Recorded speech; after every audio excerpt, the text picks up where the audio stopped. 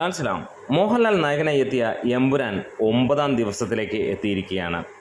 ഇതിനോടകം തന്നെ 2ാം വാരത്തിലേക്ക് സിനിമ കടക്കുമ്പോൾ ഒരുപാട് റെക്കോർഡുകൾ തകർത്തെറിഞ്ഞുകൊണ്ട് സിനിമ മുന്നോട്ട് പോകുന്നു. മലയാള സിനിമയിലെ സർവകാല റെക്കോർഡുകളുമാണ് ഈ സിനിമ ഇതിനോടകം തീർത്തിരിക്കുന്നത്. ഇനിയും തീർക്കാൻ 1-2 റെക്കോർഡുകൾ മാത്രം ബാക്കി നിൽക്കുന്നു. സിനിമയുടെ 8ാം ദിനത്തെ കളക്ഷൻ ഫൈനലായി വന്നത് 1823 ഷോകളിൽ നിന്ന് 1,62,000 ജനങ്ങൾ കണ്ടുവെന്നും 32% ഒക്യുപ്പൻസിയിൽ 2,61,00,000 രൂപയാണ് ട്രാക്കേഴ്സ് പുറത്തുവിട്ട കണക്ക്. അതായത് 3 കോടിയോളമാണ് സിനിമയുടെ 8ാം ദിനത്തെ കളക്ഷനായി പുറത്തു വന്ന റിപ്പോർട്ടുകൾ.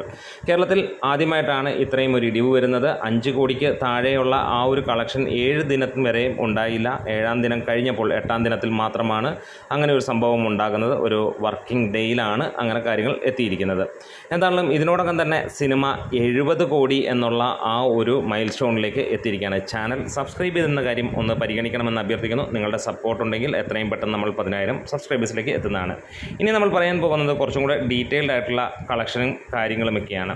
ഇതിനകത്തിൽ ഒരുപാട് കാര്യങ്ങളുണ്ട്. അപ്പോൾ വീഡിയോ സ്കിപ്പ് ചെയ്യാതെ അവസാനം വരെ കാണണമെന്നാണ് പറയുന്നത്. നിലവിലെ ഇൻഡസ്ട്രി ഹിറ്റായ 2018 എന്ന സിനിമയുടെ ട്രാക്ഡ് ഗ്രോസ് എമ്പുരാൻ വെറും 8 ദിവസം കൊണ്ട് മറികടന്നിരിക്കുകയാണ്. എമ്പുരാൻ്റെ ട്രാക്ഡ് ഗ്രോസായി വന്നിരിക്കുന്നത് 66.52 കോടിയാണ് 8 ദിവസങ്ങൾ കൊണ്ട് വന്നത്. അതായത് നമ്മൾ ഈ വീഡിയോ ചെയ്യുന്ന സമയത്ത് നമുക്ക് വന്നിരിക്കുന്ന 66.66 ഡാറ്റ നേരത്തെ എടുത്തിരുന്നതാണ്. 2018 എന്ന ആ ഒരു സിനിമയുടെ ട്രാക്ഡ് കളക്ഷൻസ് വന്നിരിക്കുന്നത് 66.31 കോടിയായിരുന്നു. എമ്പുരാൻ്റെ ഫസ്റ്റ് വീക്ക് സെൻസേഷണൽ ആയിരുന്നു എന്ന് പറയാം. അതായത് കേരളത്തിൽ നിന്ന് മാത്രമായി സിനിമ നേടിയത് 67.25 കോടിയാണ്. 8ാം ദിവസത്തെ കളക്ഷനോടുകൂടി 70 കോടി സിനിമ കടന്നിരിക്കുകയാണ്. വേൾഡ് വൈഡായിട്ട് സിനിമ 230 കോടിയും എത്തിയിരിക്കുകയാണ്. ആദ്യം വന്ന ആ ഒരു സ്പീഡിൽ നിന്ന് ചെറിയ ഒരു ഇടിവ് ഈ കഴിഞ്ഞ 2 ദിവസമായി ഉണ്ടായിരുന്നു. എന്താണെങ്കിലും ഈ ആഴ്ച കഴിയുന്നതോടെ സിനിമ 236 കോടി നേടുമെന്നുള്ളതാണ്.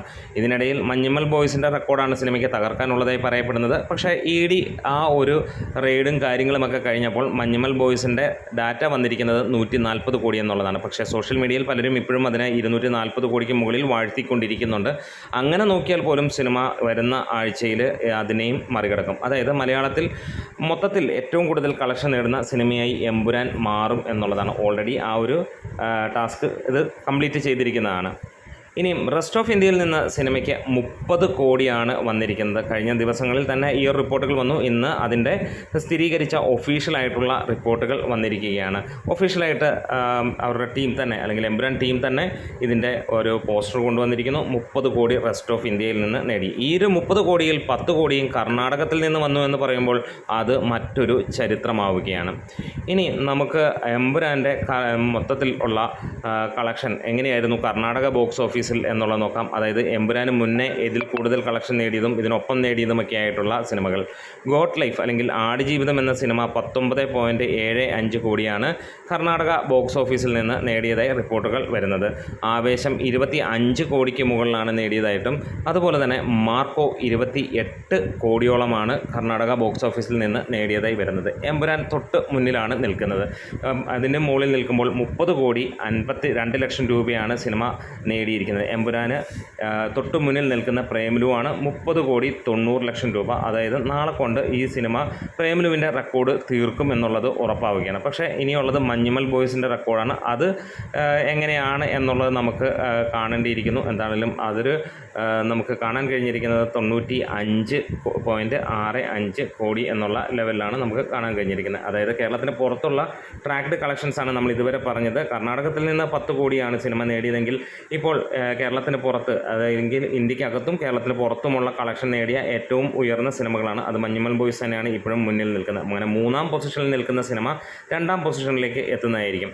എമ്പുരാൻ്റെ വേൾഡ് വൈഡ് തിയേറ്ററുകൾ ഷെയർ 100 കോടി കടന്നിരിക്കുന്നു എന്നുള്ളതാണ് 7 ദിനം കൊണ്ട്. അങ്ങനെ ഒരു റെക്കോർഡ് പുതിയതായി വന്നിരിക്കുന്നു. കഴിഞ്ഞ ദിവസം അല്ലെങ്കിൽ ഏതാനും ദിവസങ്ങൾക്ക് മുമ്പ് സുരേഷ് കുമാർ പറഞ്ഞിരുന്നു എമ്പുരാന് അല്ലെങ്കിൽ ഇതുവരെ മലയാള സിനിമയ്ക്ക് 100 കോടി എന്നുള്ള ആ ഒരു ഷെയർ വന്നിട്ടില്ല എന്നുള്ളത്. അത് അങ്ങ് പാടെ മാറ്റിക്കോ എന്നുള്ളതാണ് ഇപ്പോൾ എമ്പുരാൻ ഇടുന്ന ഓർഡർ. അതായത് എമ്പുരാൻ 7 ദിനം കൊണ്ട് വേൾഡ് വൈഡായിട്ട് തിയേറ്റർ ഷെയർ മാത്രമായി 100 കോടി വന്നു എന്നുള്ളതാണ് റിപ്പോർട്ടുകൾ പുറത്ത് വരുന്നത്. ഇതെല്ലാം ഒഫീഷ്യലൊന്നുമല്ല, ട്വിറ്ററിലൂടെ വരുന്ന അപ്ഡേറ്റുകൾ തന്നെയാണ്.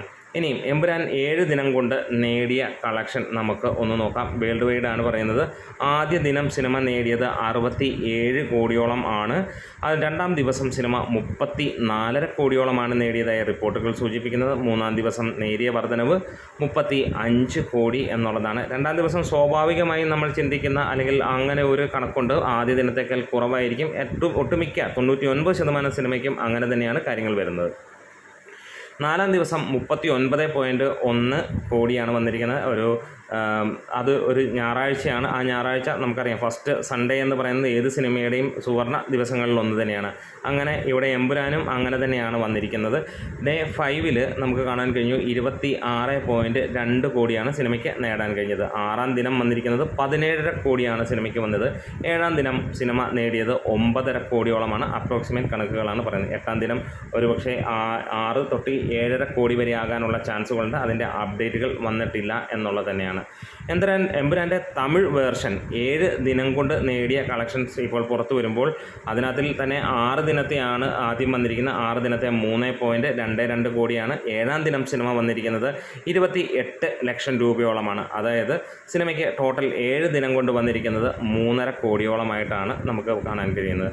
ഇതുകൂടാതെ ഇന്ത്യൻ സിനിമകളിൽ ഏറ്റവും കൂടുതൽ ഗ്രോസ് നേടുന്ന 2025 സിനിമയായി മാറുകയാണ് എമ്പുരാൻ ഒരുപാട് റെക്കോർഡുകളാണ് വിതറിക്കൊണ്ടിരിക്കുന്നത്. 70 കോടി എന്നുള്ള കേരള കളക്ഷനിൽ ടച്ച് ചെയ്ത സിനിമ ഇൻഡസ്ട്രി ഹിറ്റിലേക്കാണ് ലക്ഷ്യം വെക്കുന്നത്. ഇൻഡസ്ട്രി ഹിറ്റ് അടിക്കണമെങ്കിൽ സിനിമയ്ക്ക് 89 കോടി എന്നുള്ള ആ ഒരു മാജിക് ഫിഗർ കവർ ചെയ്ത് പോകണം എന്നുള്ളതാണ്. അതിൽ വലിയ താമസവും കാര്യങ്ങളുമൊന്നും ഇല്ല എന്നുള്ളത് നമുക്കറിയാം. അതായത് കൃത്യം പറഞ്ഞു കഴിഞ്ഞാൽ 20 കോടി കൂടി ഉണ്ടെങ്കിൽ സിനിമ തീർച്ചയായിട്ടും ഈ പറഞ്ഞ പോലെ ഇൻഡസ്ട്രി ഹിറ്റിലേക്ക് നീങ്ങും എന്നുള്ളതാണ്. പക്ഷേ വരും ദിവസങ്ങൾ ശനി ഞായർ ദിനങ്ങളെ ബേസ് ചെയ്തിട്ട് തന്നെയാണ് സിനിമയുടെ മുന്നോട്ടുള്ള ആ ഒരു പോക്ക് നമ്മൾ പ്രതീക്ഷിക്കുന്നത്. ശനി ഞായർ ദിനങ്ങളിൽ നല്ല ലെവലിലുള്ള കളക്ഷൻ വരികയാണെങ്കിൽ തീർച്ചയായിട്ടും സിനിമ ഇൻഡസ്ട്രി ഹിറ്റ് അടിക്കും എന്നുള്ളതിന് യാതൊരു സംശയങ്ങളും ഇല്ല.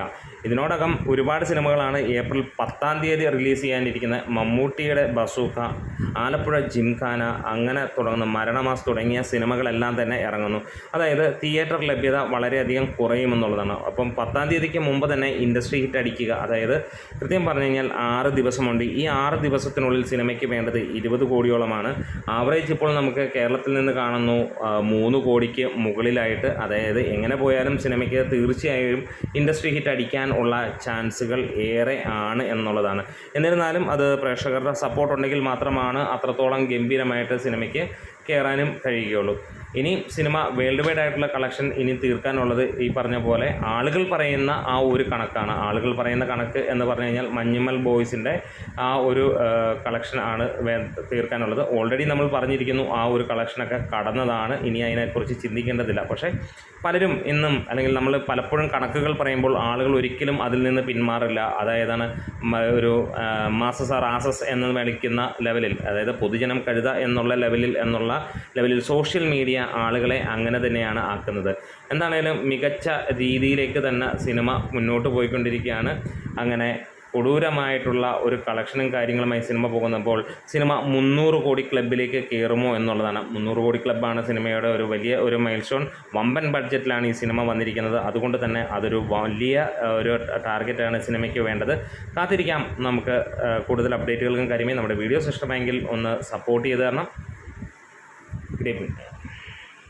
ലാൻസ്